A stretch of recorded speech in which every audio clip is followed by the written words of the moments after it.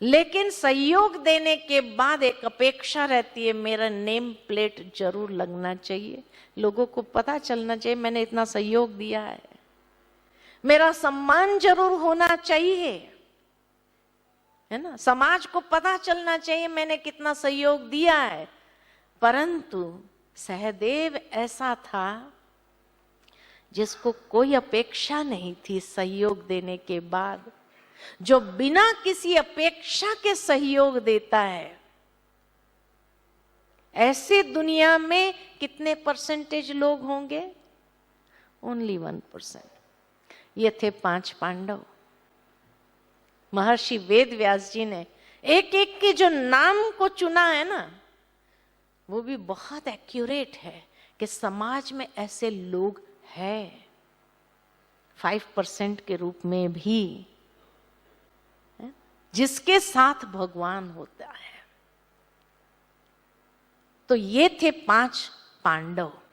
आप सभी कौन हो? मेरा भाव है कौन सा पांडव हो समझ सकते हैं, क्योंकि पांडव है तभी यहां बैठे हैं, कौरव यहां बैठ नहीं सकते हैं। गीता ज्ञान सुनने की ताकत उनमें नहीं है, पांडव ही गीता ज्ञान सुनते हैं।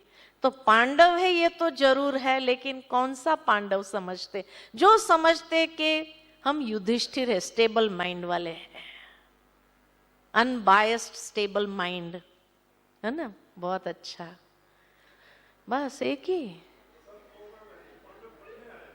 हाँ, पांडव बनने आए नहीं है, पांडव है, पांडव तभी है जो सात्विक प्रकृति वाले हैं वही यहाँ आए हैं, तामसिक प्रकृति वाले यहाँ आए आ भी नहीं सकते हैं, है ना।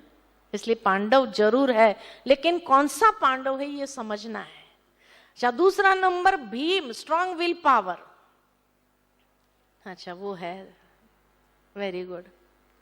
तीसरा नंबर अर्जुन, जो अच्छी बातों को ग्रहण करना जानते हैं, वेरी गुड। नकुल, नियमों पर चलने वाले, सिद्धांतों पर जीवन जीने वाले, वेरी गुड। और 5वां नंबर सहदेव, जो अपना सहयोग देना जानते हैं, वेरी गुड। लेकिन यहां मुझे 6 प्रकार के लोग दिखाई दिए। जिसने किसी में हाथ नहीं खड़ा किया वो कौन है? या समझ नहीं पा रहे हैं कि मैं कौन सा पांडव हूं? है तो पांडव ही, कौरव तो है नहीं, लेकिन समझ नहीं पा रहे हैं कि हम कौन सा पांडव है। लेकिन आज जो इस मंच से मैं देख रही हूं कि यहाँ बैठा हुआ हर कोई अर्जुन है, अच्छी बातों को ग्रहण करने के लिए बैठा है। ऐसे अर्जुनों के प्रति ही तो गीता ज्ञान होता है। तो ऐसे अर्जुन बनने की मुबारक हो, मुबारक हो, मुबारक हो। पॉजिटिविटी को ग्रहण करने की मुबारक हो, मुबारक हो, मुबारक हो, है ना। बहुत अच्छी बात है, क्योंकि अब देखेंगे कि कौरव यानी अधर्म पक्ष के वाचक कौन है, और ये क्वालिटीज आपके अंदर तो है ही नहीं, ये तो अंडरस्टूड है, तभी आप यहां बैठे हैं।